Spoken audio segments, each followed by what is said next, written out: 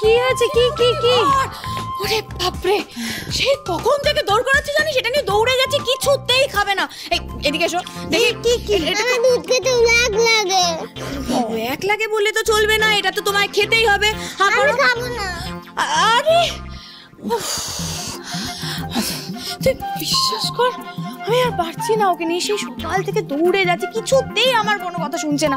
কি করি বলতো ওকে নিয়ে? ঠিক আছে, আমি খাইয়ে দিচ্ছি, দে আমি খাইয়ে দিচ্ছি। তুই খাইয়ে দিবি? এতক্ষণ ধরে আমি দৌড়ে ওকে খাওয়াতে পারলাম না, তুই খাইয়ে দিবি আর ও খেয়ে নেবে? আমি খাইয়ে দিলেই খেয়ে নেবে না দিদি। বাচ্চাদেরকে ওরকম সবসময় বকে ধমকে ওরকম করলে হয় না, একটু ভালোবেসে ভুলিয়ে খাইয়ে দিলেই খেয়ে নেয়। তোর মনে নেই ছোটবেলায় বনিকে কিভাবে খাইয়ে দিতাম? তুই চাপ নিস না, দাঁড়া।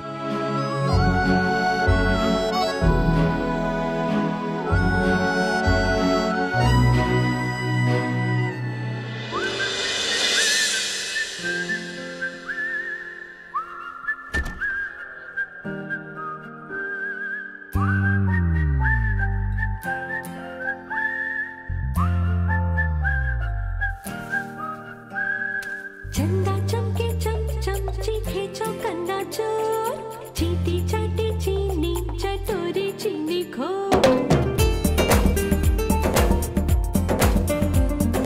चंदा चमके चम चम चीखे चौकन्ना चोर चीटी चाटी चीनी चटोरी चीनी खो।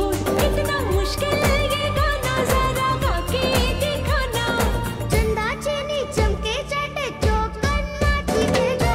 चंदा चमके चम चम चीखे चौकन्ना चोर चीटी चाटे चीनी चटोरी चीनी घोर। खड़क सिंह के खड़कने से खड़कती है खिड़कियां, खिड़कियों के खड़कने से खड़कता है खड़क सिंह। खड़क सिंह के खड़कने से खड़कती है खिड़कियां, खिड़कियों के खड़कने से खड़कता है खड़क सिंह। कितना मुश्किल ये गाना जरा गा के दिखाना। खड़क खड़क के खड़के खिड़के खड़क सिंह का खड़के जोर। चंदा चमके चम चम चीखे चौकन्ना चोर चीटी चाटे चीनी चटोरी चीनी घोर। चंदा चमके चम चम चीखे चौकन्ना चोर चीटी चाटे चीनी चटोरी चीनी घोर।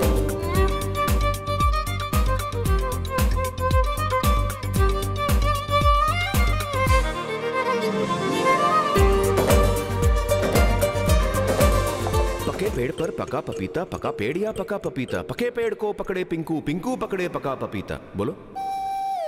पके पेड़ पर पका पपीता पकड़ा पिंकी पपी का कपड़ा। कपड़ा? पके पेड़ पर पका पपीता, पका पेड़ या पका पपीता। पके पेड़ को पकड़े पिंकू, पिंकू पकड़े पका पपीता। कितना मुश्किल ये गाना जरा गा के दिखाना। पके पेड़ को पकड़े पिंकू, पिंकू पकड़े पका पपीता। चंदा चमके चम चम चीखे चौकन्ना चोर चीटी चाटे चीनी चटोरी चीनी घोर। चंदा चमके चम चम चीखे चौकन्ना चोर चीटी चाटे चीनी चटोरी चीनी घोर। Finally mission successful. সব না খাইনি না, অনেক ভালো ঠিক হয়েছে, আছে। এটুকু আমার দরকার। আরে কি মজা হলো তাই না বলো? হ্যাঁ, এবার ও যদি রোজ এরকম বায়না করে করে খেতে থাকে তাহলে আমরা আরো আনন্দ করতে পারবো। হ্যাঁ, আর স্কুলটা পড়াশোনা এগুলো সব মিস হবে, তাই না? খুব ভালো। ওইগুলোতে তো ধুলো পড়ে গেল মা। বলছি ইমন, শোনো শোনো শোনো, আমি তো খাইয়ে দিলাম, এবার তোমার একটা দায়িত্ব আছে, ওকে নিয়ে একটু পড়তে বসিয়ে দাও তো। একদম, আমার তো অনেক কাজ আছে, আমি না একটু আসছি। আর অনেক কাজ যাই বলুন বাবা, আজ অনেক দিন পরে বাড়িটা পুরো ভরা ভরা লাগছে, তাই না? ঠিক। এবার যদি খড়ি আর ঋদ্ধি আমাদের একটা খোকা বা খুকু মনি উপহার দিতে পারে তাহলে বাড়িটা আরো ভরা ভরা লাগবে। হ্যাঁ, কি ছোট বৌমা? ইয়ে বলছে আমারও তো একটা কাজ আছে খুব গুরুত্বপূর্ণ। ওদিকে ঋদ্ধিরও বোধহয় কাজ আছে। আরে কোথায় পালাচ্ছেন? কি হচ্ছে নাকি? দাদু কিন্তু ঠিক কথা বলেছে, একদম। আমি দাদুর কথা পুরোপুরি সমর্থন করি। না মানে বলছি যে আর কিছু না, গুবলু আর রিমঝিমের একটা খেলার সঙ্গী হতো না, তাই আর কি। এমনিতেও আমাদের ফুলসজ্জার দিনই প্রত্যেকবার যা ব্যাঘাত ঘটছে, জানি না দাদুর কথা কবে রাখতে পারবো। আপনার না মাথা এবং চরিত্র দুটোই খারাপ হয়ে গেছে, মুখে কিছুই আটকাচ্ছে না। আটকাবে কেন? শুনুন, ভালো কাজ আর ভালো কথা কখনো আটকাতে নেই।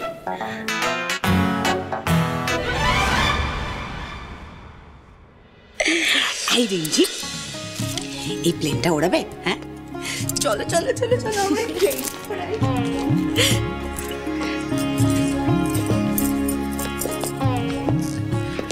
দেখলে তো, অন্যের মেয়েকে তোমার ঘাড়ে চাপিয়ে দিয়ে নিজেরা কি সুন্দর ফ্যামিলি প্ল্যানিং করছে।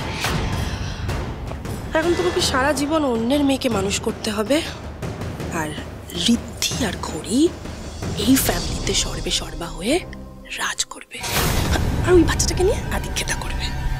প্ল্যানটা কিন্তু একদম দারুণ ছকেছে, পুরো মাস্টার প্ল্যান। মানে একটা চুটকিতে পুরো তোমার লাইফটা হেল করে দিল।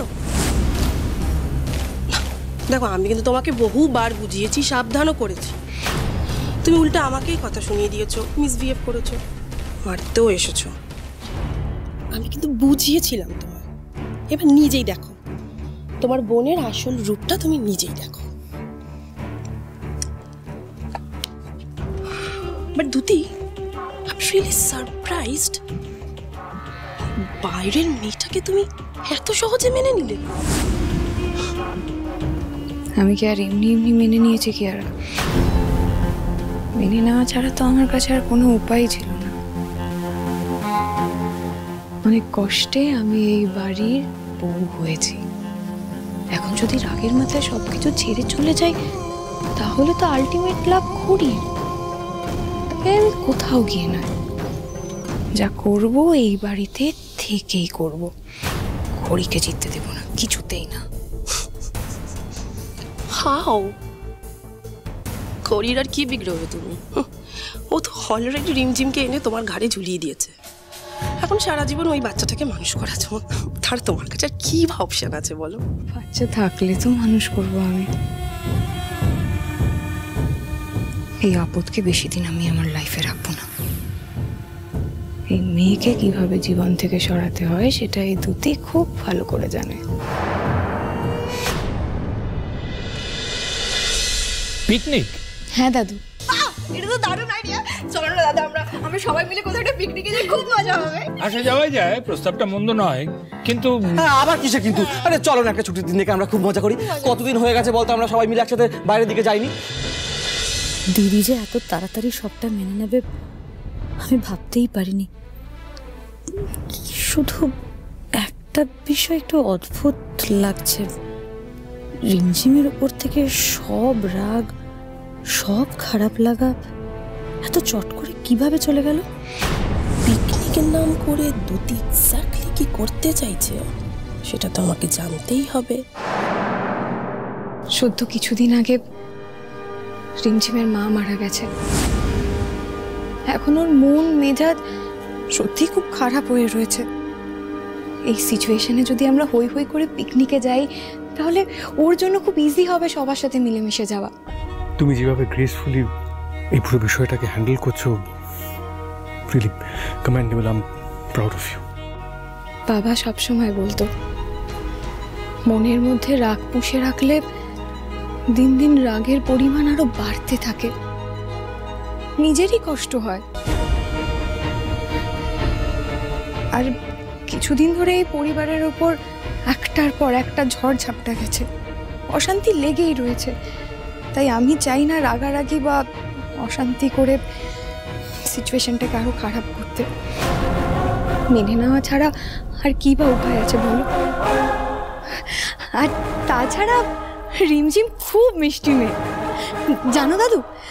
রিমঝিম ছোটবেলা থেকে আমাদের বাড়িতে যাতায়াত করতো, খুব আদর খেত।